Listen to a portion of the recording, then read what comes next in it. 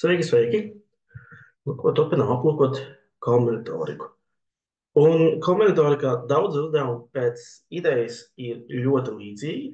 Protams, kā teksta daļa atšķirās, bet pēc idejas tos var aprēķināt ar vieniem tiem pašiem paņēmieniem. Un šie gadījumi tiek grupēti pēc šādiem nosaukumiem. Ja, šie nosaukumi īstenībā ir daži no biežāk redzamajiem kombinatorikas uzdevumiem, un kas gal galā tiem ir kopīgs. Izrādās, tas grupēšanas princips ir, vai mums ir svarīgas secības vai nē. Mēs no n elementiem, no n elementu grupas,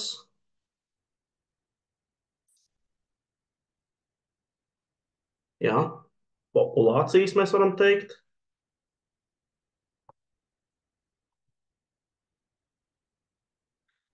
izveido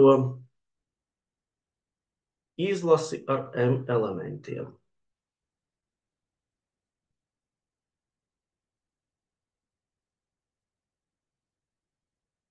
Jautājums, cik veidos to var izdarīt?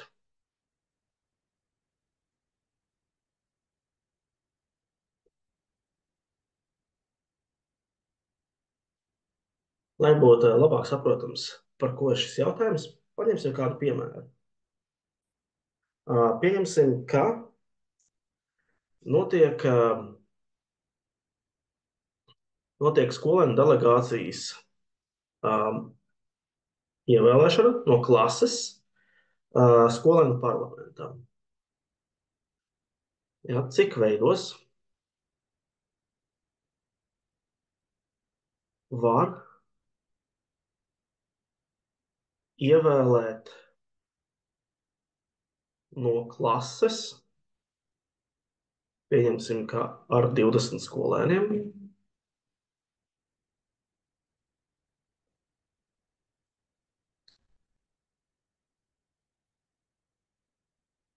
skolēnu parlamentā 3 skolēnus.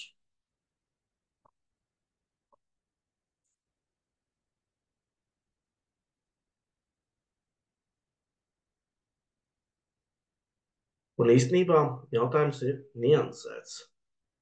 Kā tas ir jāsaprot? Vai vienkārši ievēlam 3 skolēnus, kā mēs ievēlam 3 skolēnus, vai īstenībā mēs varam uzrādīt, kurš ir pirmais, kurš ir otrais, kurš ir trešais. Un pieņemsim, ka secība ir svarīga. Kā sakārtojums ir svarīgs. Tad mums interesē, cik veidos var gadīties pirmā vieta, otrā vieta, trešā vieta.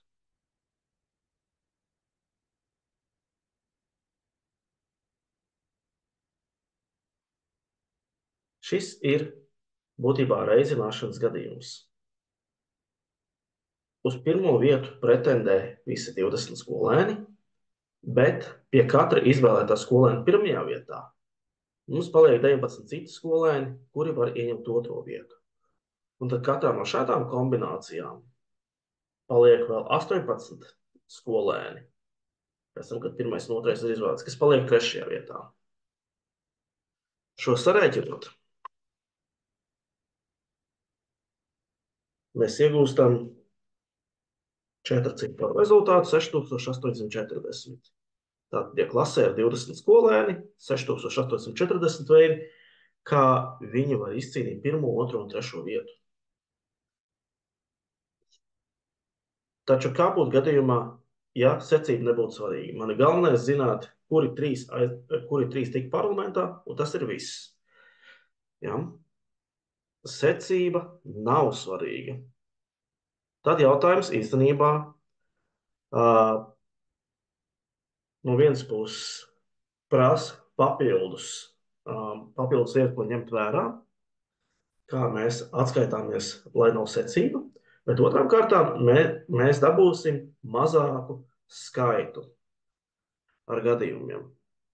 Pieņemsim, ka pirmajā gadījumā, pirmajā situācijā, pirmajā vietā bija Jānis, otrajā vietā Anna, trešajā vietā Pēteris. Taču cits gadījums ir tad, ja pirmajā vietā ir Anna, otrajā vietā Jānis un trešajā vietā Pēteris. Ja mēs prasām, ka secība ir svarīga, tad šie ir divi dažādi gadījumi. Taču, ja secība nav svarīga, tad īstenībā mēs aprakstam vienu to pašu situāciju. Jautājums tad ir, ja, piemēram, tas ir Jānis, Anna un Pēteris, kas ir tikuši iekšā parlamentā, cik veidos viņi varēja sakārtoties. Un tad mēs īstenībā varam būvēt savu atbildi tā, ka 6840 mēs izdalīsim ar to, cik veidos var sakārtoties šie trīs jaunieši. Varbūt tā, ka Jānis ir pirmais, un tad Anna vai Pēters ir otrais vai trešais, tie ir divi gadījumi. Ja Anna ir pirmā, tad Jānis vai Pēters var samainīties vietām, vēl divi gadījumi. Protams, ja Pēters ir pirmais, tad arī Anna ar Jānu var samainīties vietām. Tādā gadījumā mums ir 6 veidi, kā var mainīties 3 cilvēku gadījumā, pirmā, otrā un trešā vieta. Un tāpēc mēs tiekam pie 1100, tā ja es pareizi rēķinu, 1100,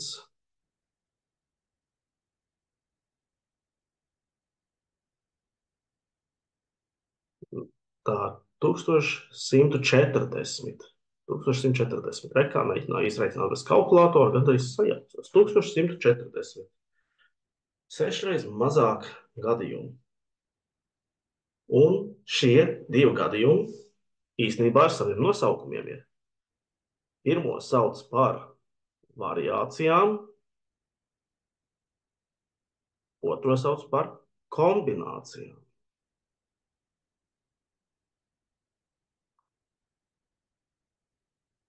Tad uzskaitīsim kombinācijas, kas bija otrais gadījums. Atbild uz šādu jautājumu. Cik veidos no N elementu populācijas, tāda no lielās grupas, var izveidot M elementu. M elementu izlasi, ņemot vērā, ka sakārtojums nav svarīgs.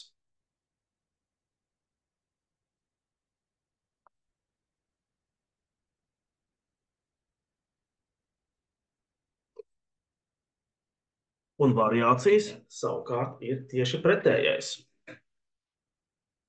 Jautājums ir tas pats.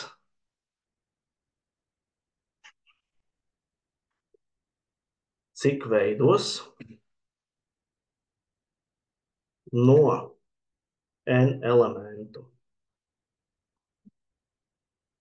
populācijas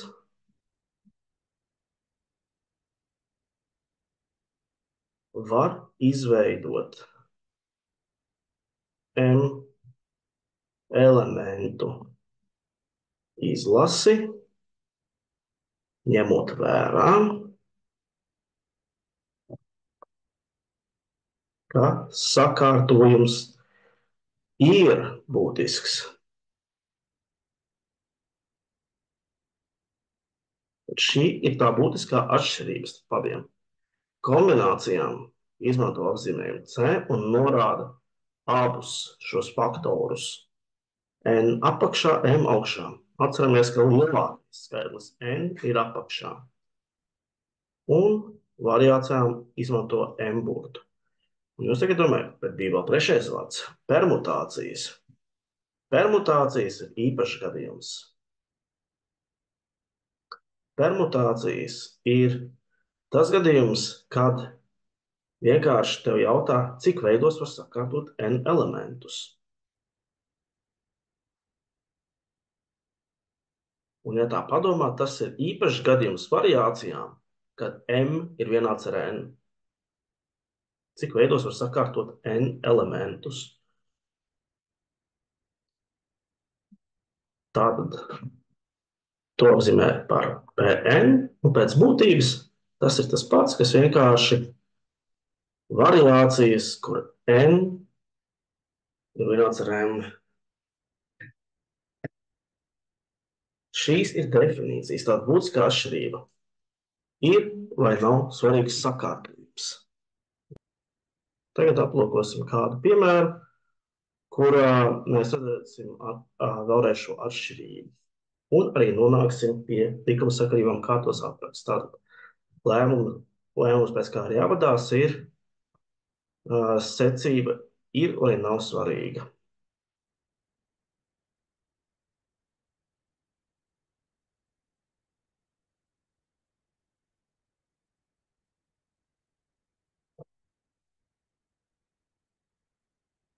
Ja ir, tad mēs teiksim, ka mums vajag variācijas.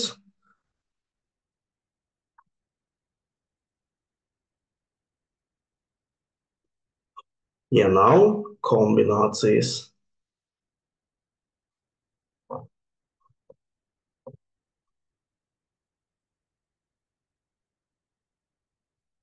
Un, protams, vēl varbūt aktuāli gadījums no variācijām. Ja n ir m, tad tās ir permutācijas.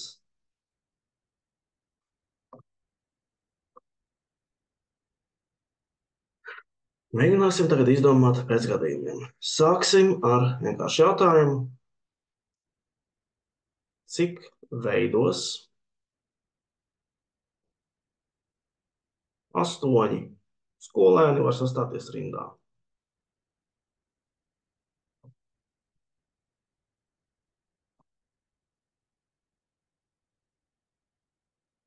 Vadāmies pēc mūsu lēmumu schēmas, vai secība ir svarīga? Tieši ir. Ja mēs prasām, cik veidos tie var sastāties rindā. Tieši tās ir variācijas, un pie tam īpašais gadījums, kad n ir m. Mēs gribam darboties ar pilnīgi visiem. Mēs gribam visus 8 samainīt vietām, līdz ar to mums ir svarīgas permutācijas. P no 8. Kā gan to var izrēķināt? Nu, tad domājam. Pirmajā vietā var iestāties 8 skolēni, otrajā 7. Ja pirmais jau ir savu vietu paņēmis, tad uz 3. vietu var palikt 6 skolēniem izvēles iespējas tur tikt. Uz 4. vietu mums ir 5 izvēles. Reiz 4, reiz 3, reiz 2, reiz 1. Ja īsumā 8 faktoriāls. Un izrādās, tas arī ir vispārīgs likums. N ir n faktoriāls.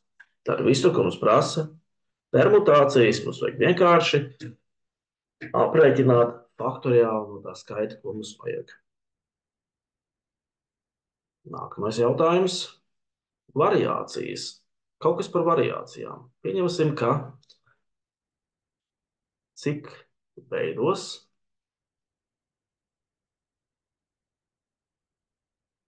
5 skolēni no 8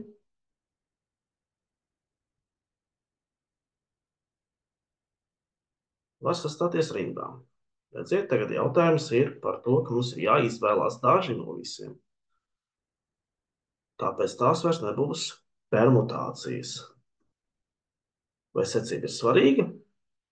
Ja mēs prasam, cik veidos var sastāties rindā, tad mēs pieņemam, ka secība ir svarīga. Ja? Rindā mums parasti interesē, kā viņi ir sastājušies. Kārtība ir svarīga, tātad variācijas. Apzīmējums ir A, 8, 5. Nu, tad pirmajā pozīcijā var jebkurš no tiem 8 iestāties, otrajā pozīcijā ir 7 skolēniem vieta, pēc tam, kad tie 2 ir nostājušies, trešajā pozīcijā var būt 6, tad 5, un uz pēdējo izvēli ir 4. Šādi to var izrēķināt, bet vai no tā var iegūt kādu formulu? Izrādās var gan. Pieņemsim, ka mēs būtu turpinājuši 3 reiz 2 reiz 1, bet tā kā mēs kaut ko esam pierēzinājuši lieku, mums ar to ir jāizdala. Un tā mēs tiekam īstenībā pie formulas, ko var aprakstīt ar faktoriāliem. Augšā ir 8 faktoriālis, apakšā ir 3 faktoriālis. Šī arī ir variāciju formula. N faktoriāls augšā un apakšā. 5 tas nav, 8 nav, tas nav. Kā tas 3 tika iegūts? Izrādās, tie 3 ir tie, kas palika pāri, pēc tam, kad 5 no 8 bija nogājuši jau nost.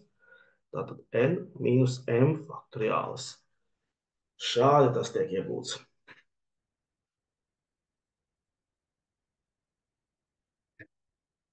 Un trešais jautājums, kaut ko, kas liks izcelt kombinācijas. Cik veidos no 8 skolēnu komandas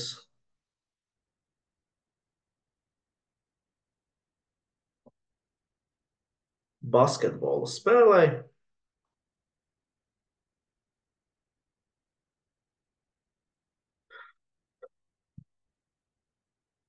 var sākuma sastāvā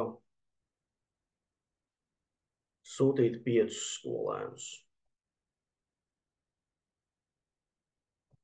Tātad basketbolā, kā zināms, sākuma sastāvā ir 5 skolēni, parastās pozīcijas, protams, ka protokolam ir svarīgas, bet ja mēs tā neitrāli skatāmies spēli, tad vienkārši mums ir svarīgi, ka 5 cilvēki ir laukumā, un mēs nedomājam tik daudz, kā kurā pozīcijā kurš spēlē. Galvenais, ka 5 cilvēki ir laukumā, tātad šoreiz secība pieņemsim, ka nav svarīga. Mums ir vienkārši jāpasaka, kuri 5 ies laukumā. Tās līdz ar to būs kombinācijas.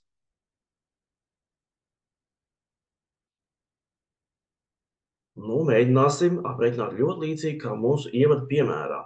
Mums ir šie 5 jaunieši, kas ir izvēlēti no 8 skolēnu para, bet jāņem vērā, ka šie 5 varēja sastāties dažādās rindās, katrs dažādos veidos.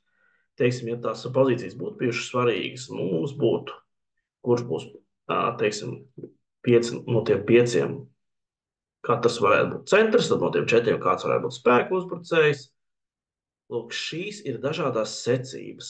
Mēs ņemam šo rezultātu no variācijām un izdalām ar dažādo secību skaitu. Ja? Mēs ņemam variāciju rezultātu. Un mēs dalām ar dažādo secību skaitu. Tā, lai mums vairs nebūtu svarīgas secības, mums ir jāizdala dažādo secību skaits, un līdz ar to formula pārvēršas šādi. Mēs ņemam to, kas ir variācijām 8 faktoriāli salīdz ar 3 faktoriāli, un šis rezultāts tiek kopā dalīts arī ar 5 faktoriāli. Līdz ar to formula ir šāda. Tāda, kāda ir variācijām, bet arī ar M faktoriālu saucējā. Lūk, šādi tas ir izdarāms. Un tad noslēgsim vēl ar kaut kādiem pāris piemēriem. Paskatīsimies mūsu formulu lietojumu prasmes. Tātad permutācijām N ir N faktoriāls, vai šīs formulas mums stāv. Variācijām NM, ANM ir N faktoriāls dalīts ar N mīnus M faktoriāli.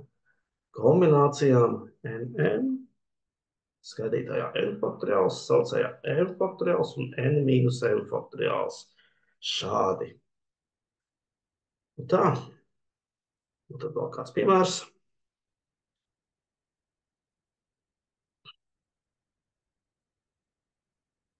Pieņemsim, ka ir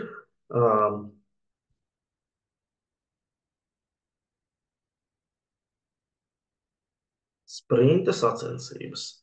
Šie jautājumi ļoti labi strādā, teiksim, ar sportu. Sprinta sacensībās piedalās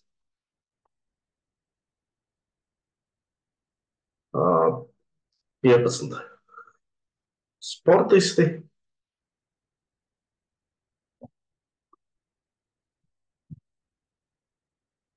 Uz starta līnijas vienlaicīgi iziet 4.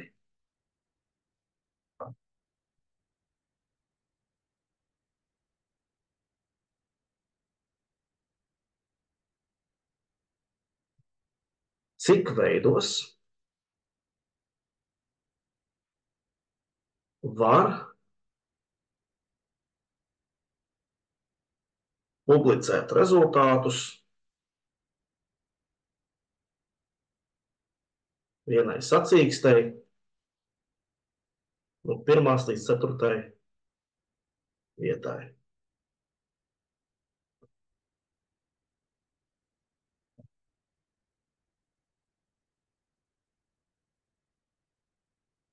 No 1. līdz 4. vietai. Un padomājam, vai šis ir gadījums, kad secība ir vai nav svarīga. Mums interesē, cik veidos var publicēt rezultātus no 1. līdz 4. vietai, tāpēc mums sakārtojums ir svarīgs. Līdz ar to mēs ņemsim variācijas. Mums ir no 15 sportistiem 4 jāizvēlas un jāsakārto. Formula paredz, ka mēs ņemsim 15 faktoriāli, dalīsim ar 11 faktoriāli. Vai tiešām tagad būs jārēķina 15 faktoriāls un 11 faktoriāls? Izrādās, nav nepieciešams. Sadala 15 reiz 14 reiz 13 reiz 12, un tālāk ir 11, 10, 9, ko daudz ērtāk var kristīt ar 11 faktoriāls, un tagad, kad šādi tas ir uzrakstīts, šādi mēs esam sadalījuši, mēs varam saīsināt. Mums paliek 15 reiz 14 reiz 13 reiz 12, un mēs varam izreikināt, kāds tad gal galā ir šis rezultāts.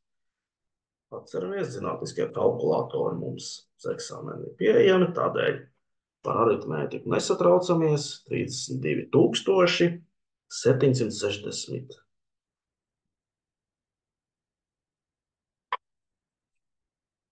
Cita veida uzdevums ir šāds.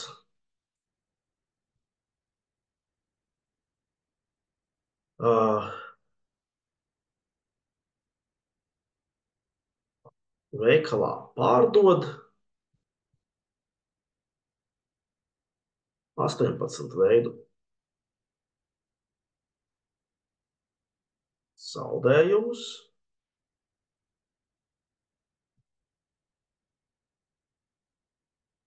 bet mamma Jānim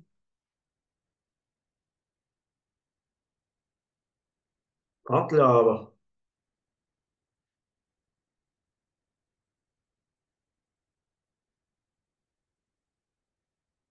nopirkt 3 dažādus. Pieņemsim, ka 3 dažādi. Mamma ļoti īpatnēja. Vienu sev un 2 vecākiem. Cik veidos to var izdarīt?